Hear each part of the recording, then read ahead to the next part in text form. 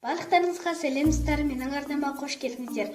Бұл видео бізде барлық мектеп оқушыларына қызықты болады, себебі бұл видео мектепке арналған лайфхактар деп аталады.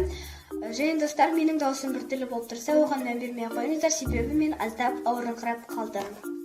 Мен бүгін сіздерге мектепке арналған 3 лайфхак көрсетемін. Ендеше бастайық.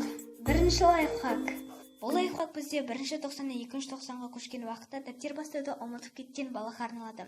Яғни, сіз дәптер бастауды ұмытып кеттіңіз делік. Ашқан уақытта сіз оның жазылып қалғанын көресіз де, дәптерді жай ғана теріс айналдырып қойыңызға болады.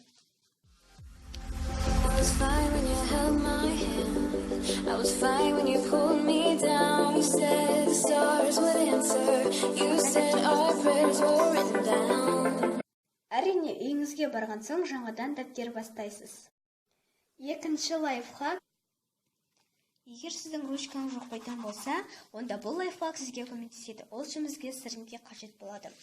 Біз сіріңкенің бір штугын алып, осылай әдіспенен ручкаға жақындатамыз.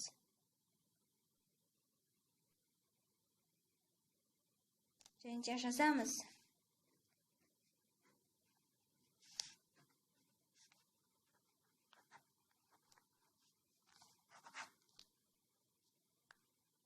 Ең соңғы 3-ші лайфхак.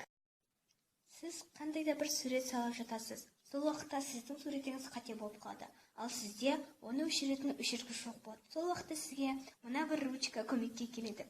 Яғни, мынадай резинкасы бар ручканың резинкасын босатып аламыз. Және де қате кеткен жерді осымен өшіреміз.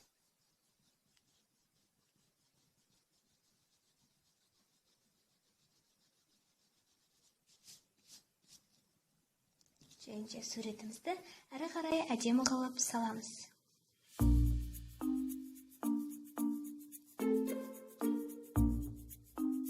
Я, достар, осымен менің видеом аяқталды. Егер сіздерге бұл лайфхактар ұнаса, сызықтың жоғары қаратылған белгісін басыңыздар, және де менің арнама жазылыңыздар. Егер осы видеоға 20 лайк жиналатын болса, онда келесі видео шпаргалка жайында болады. Яғни оны қалай дайындауға болады, және оны қалай алып кіреді. Осы жайында видео болады.